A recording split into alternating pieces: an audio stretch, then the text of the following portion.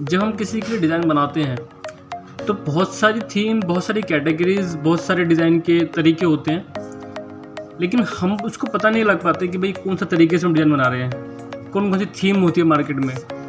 कुछ main theme होती है डिज़ाइन की जिनको हमें पता है, जैसे मिनिमलिस्टिक थीम हो गई, रेट्रो हो गई, ये गिनी चुनी थीम्स के बारे में सबको पता रहता है और इसी को हम यूज़ कर लेते हैं। लेकिन हमें पता होना चाहिए एग्जैक्टली कि डिज़ाइन में कौन कौन सी थीम्स होती हैं, कौन सी इस टाइम ट्रेंड में है। क्लाइंट के अकॉर्डिंग क्लाइंट चाहता है कि भाई मेरे कोई ऐसी थीम बना के दो, तो उसके अकॉर्डिंग, उसके रिक्वायरमेंट के अकॉर्डिंग वो थीम बना के दे सके। कई बार हम मिक्स एंड मैच करके कोई थीम बना के कुछ अलग फ्यूज़न क्रिएट कर सकते हैं, कुछ नया बना सकते हैं। तो आज बात करेंगे कुछ ऐसे ही डिज़ाइन की थीम्स के बारे में। तो और जो थीम अभी मैं बताने वाला हूँ, जो हम सर्च करेंगे, इसके अलावा आपको कोई थीम मिलती है, आपको लगता है कि ये थीम आप यूज़ करते हो अपने डिज़ाइंस में, तो कमेंट सेक्शन में ज़रूर बताइएगा। तो सबसे पहली थीम जो सबसे बेसिक है और सभी डिज़ाइनर्स में लगता है सबको इसके बारे में पता ही होगा, इसका नाम है रेट्रो थीम। रेट्रो डिज़ाइन में क्या होता है, इनके कलर कॉम्बिनेशन आप ऑब्जर्व करो। अच्छा, ऑब्जर्वेशन से एक बात याद आई, मैं अक्सर अपने डिज़ाइनर्स को बोलता हूँ कि ऑब्जर्वेशन इज़ एवरीथिंग। डिज़ाइनिंग में अगर आप अच्छे से ऑब्जर्व कर पा रहे हो, चीज़ों को देख पा रहे हो, तो आपका डिज़ाइन अपने आप ठीक होता चला जाएगा। कैसे? ये अलग अलग थीम के डिज़ाइन, जैसे रेट्रो थीम है, ये डिज़ाइन या और भी किसी थीम का डिज़ाइन आपने देखा, लेकिन आप इस चीज़ को ऑब्जर्व भी नहीं कर पा रहे कि भाई रेट्रो थीम क्यों है, इसमें ऐसी क्या चीज़ है जो बाकियों से अलग है। इसका कलर कॉम्बिनेशन हो गया, ख़ास तरीके के कलर पैलेट ये लोग इस डिज़ाइन में हम यूज़ करते हैं। जब इस तरीके के कलर पैलेट, इस तरीके के ट्रेंडी आइकन्स, उस टाइम के आइकन्स हम यूज़ करते हैं। रेट्रो मतलब पहले की जो हम डिज़ाइन बनाते थे, तो उस तरीके की लाइन आर्ट जब हम यूज़ करते हैं, तो ये सारी चीज़ें मिला के एक बनता है एक रेट्रो डिज़ाइन। मैं जब डिज़ाइनर्स को देता हूँ कि भाई आप डिज़ाइन अपना, आपका डिज़ाइन में भी वो कमी है, वो क्लासी पना नहीं है, वो एक लुक नहीं आ रहा, प्रोफेशनल लुक नहीं आ रहा, आप डिज़ाइन देखो पहले।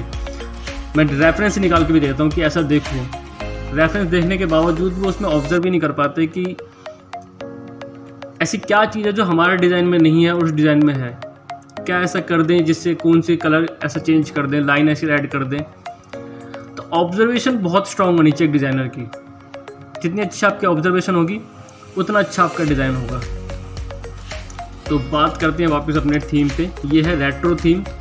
रेट्रो थीम की चीज़ें, कलर से एक तो हो गया, उसके ऊपर एक रस्टिक टाइप का इन्होंने बैकग्राउंड या कुछ पैटर्न ऐड कर रखा है। फिर अगर आप इसमें कोई आइकन्स वगैरह ऐड करते हो तो वो भी रेट्रो लुक में ही होने चाहिए। तो ये होती है एक रेट्रो थीम। अब बात करते हैं मिनिमलिस्टिक थीम की। इसके बारे में ज़्यादातर जानते ही हैं। मिनिमलिस्टिक डिज़ाइन बाकियों से कैसे अलग है। इसमें तो सारे ही डिज़ाइंस आ गए, इसमें सिर्फ मिनिमलिस्टिक वाले देखेंगे हम लोग। नहीं, ये भी नहीं है। बहुत कम फॉन्ट यूज़ करने हैं। जो कंटेंट आप लिख रहे हो बहुत बोल्ड नहीं लिखना, छोटा लिखना है। स्पेस ज़्यादा होता है इन डिज़ाइंस में। अब ये चीज़ आपने खुद नोटिस करनी है कि ऐसा क्या है जो ये बाकी डिज़ाइन से अलग कहलाते हैं। स्पेस देखो, काफ़ी स्पेस इसमें हमें छोड़ना होता है। कंटेंट को बहुत सही तरीके से प्रेजेंट करना है और बहुत जो भी लिखा है थोड़ा पास करके लिखा है। तो ये है हमारी मिनिमलिस्टिक थीम। इसके सारे ही मिक्स करके दिखा दिए। इसके आइकन्स भी आपको उसके अकॉर्डिंग ही चूज़ करने हैं। अब बात करते हैं मिनिमलिस्टिक ज्योमेट्रिक थीम की। मिनिमलिस्टिक में भी आप कुछ ऐड ऑन करते जाओगे तो वो ज्योमेट्रिक थीम में आ जाएगा। आजकल इस तरीके के आइकन्स मिक्स करके मिनिमलिस्टिक डिज़ाइंस में ज्योमेट्रिक आइकन्स यूज़ करके आप और अच्छे ट्रेंडी डिज़ाइन बना सकते हो। जैसे ये सबसे बड़ा एग्जांपल है मिनिमलिस्टिक ज्योमेट्रिक डिज़ाइन का। ज्योमेट्रिक मतलब आप उसमें कुछ ज्योमेट्रिकल आइकन्स यूज़ कर रहे हो।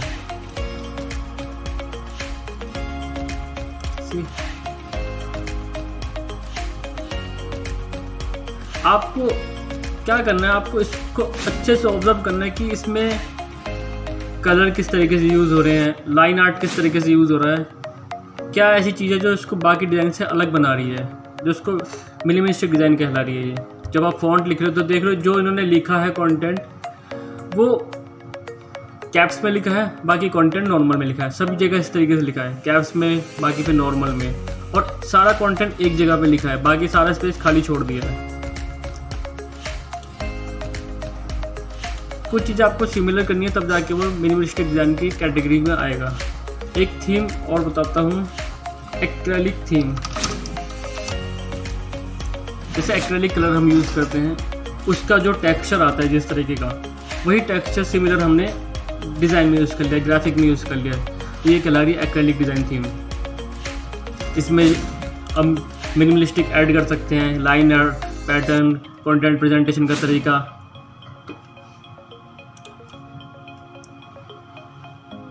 ये भी आजकल बहुत ट्रेंडी थीम है, इसको भी आप अपने डिज़ाइंस में यूज़ कर सकते हो।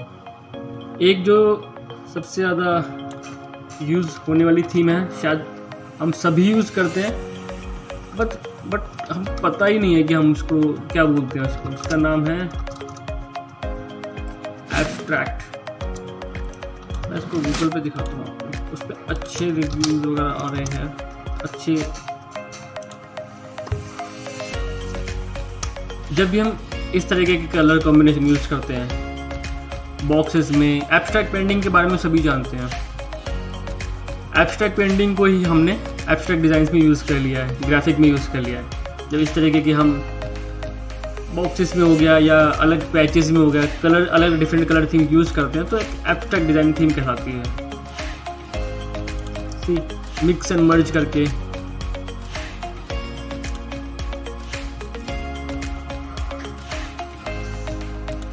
तो ये कहला रही है हमारी एब्स्ट्रैक्ट डिज़ाइन थीम। एक और डिज़ाइन थीम होती है जिसका नाम है एंशिएंट। आपको कुछ ऐसा बनाना है जो बहुत लग्जरी सा लुक देना है या ओल्ड लुक देना है, जिसमें आपका कोई क्लाइंट ऐसा जिसको आपको ओल्ड लुक के डिज़ाइन चाहिए कुछ, तो उसको हम एंशिएंट डिज़ाइन थीम सर्च करके उसके अकॉर्डिंग बना सकते हैं।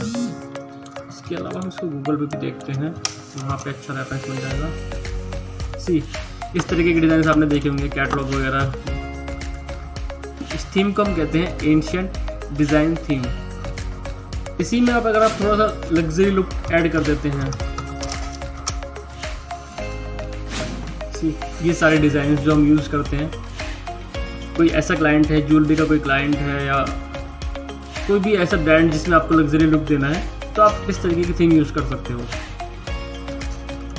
इनमें डिफरेंस पता करना इजी है, लग्जरी में, एंशिएंट में, और बाकी इसको अगर एब्स्ट्रैक्ट से कंपेयर करेंगे तो उन सब में कंपेयर करना इजी है। एक डिज़ाइन थीम है मेम्फिस डिज़ाइन थीम। इसको आजकल सभी लोग यूज़ करते हैं, लेकिन शायद ही कोई जानता होगा इसकी थीम का नाम क्या है। जब मैं इसको ओपन करूँगा तो आप भी पहचान जाओगे।